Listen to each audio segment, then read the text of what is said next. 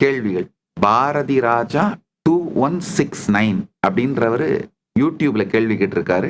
அந்த ஸ்கிரீன்ஷாட் வேணா எடுத்து கொடுங்கப்பா. திரு பாரதி ராஜா 2169 அந்த ஐடியில இருந்து கேள்வி கேட்டிருக்காரு. What are the food habits that we have to follow Swami? If my family god is related to non veg what to do? நீங்க ஆங்கிலத்தில் கேள்வி கேட்டிருந்தாலும் நான் தமிழ் பதில் சொல்றேன். காரணம் என்னன்னா இது தமிழ் சத் சங்கம் அப்படிங்கிறதுனால.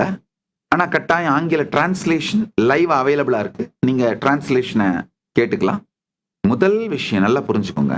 உங்களுடைய குல தெய்வம் மரபுப்படி பலி கொடுத்து பூஜை செய்ய வழக்கம் இருக்கின்ற குலதெய்வமாக இருந்தால் கூட நீங்க அந்த நான் வெஜிடேரியன் பிரசாதத்தை சாப்பிட்டு தான் ஆகணும்னு கட்டாயம் கிடையாது.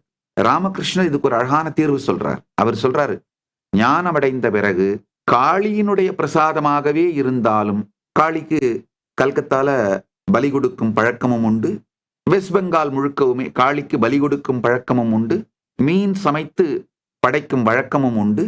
அந்த பலி கொடுத்த மிருகங்களுடைய காளிக்கு அர்ப்பணிக்கப்பட்ட அந்த மிருகத்தினுடைய மாமிசத்தை சமைத்து படைக்கின்ற வழக்கமும் அதை பிரசாதமாக ஏற்றுக்கொள்ளும் வழக்கமும் கல்கத்தாவில் வெஸ்ட் பெங்கால்ல உண்டு. பல சம்பிரதாயங்கள் உண்டு. அந்த தாந்திரீக சம்பிரதாயங்கள் பலவற்றிலும் இது உண்டு. நல்லா புரிஞ்சுக்கோங்க. ராமகிருஷ்ணன் சொல்றாரு, இந்த அனுபூதி மலர்ந்த பிறகு என்னால் அந்த மாமிசத்தை கூட புசிக்க முடியவில்லை. ஆனா தேவியின் பிரசாதத்தை அவமரியாதை செய்யக்கூடாதே என்பதற்காக அதை தொட்டு தலையில் வைத்துக் கொண்டு நமஸ்காரம் செய்து விடுவேன். நீங்க அதே ஸ்டாண்ட் எடுக்கலாம்.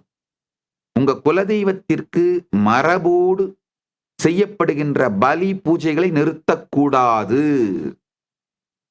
அவையெல்லாம் நம்முடைய முன்னோர்கள் மிக தெளிந்த அறிவோடு செய்து வைத்தவை. அதனால குலதெய்வத்திற்கு பலி கொடுக்கின்ற வழக்கம், பாரம்பரியம், மரபு உங்கள் குடும்பத்தில், உங்கள் சமூகத்தில் இருந்தால் அது மாற்றப்படாமல் முறைப்படி அது தொடர வேண்டும். அது ஒண்ணு. இரண்டாவது, அந்த குலதெய்வத்திற்கு பலி கொடுத்த அந்த நான் வெஜிடேரியன் ஃபுட் மாமிசத்தை நீங்கள் உண்டாக வேண்டும், சாப்பிட்டே தீர வேண்டும் என்கின்ற கட்டாயமில்லை. நமஸ்காரம் பண்ணி அந்த மரியாதையை செலுத்தி விடலாம். அது இரண்டாவது. மூன்றாவது, உங்களுக்கு ஆசை சாப்பிட்டே ஆகணும்னு நினைச்சீங்கன்னா குலதெய்வத்திற்கு பலி கொடுத்த அந்த பிரசாதத்தை உண்ணுவதனால் கர்மம் இல்லை. சாஸ்திர பிரமாணம் ரொம்ப தெளிவா சொல்லுது. கருட புராணம் மிக தெளிவாக சொல்லுகிறது.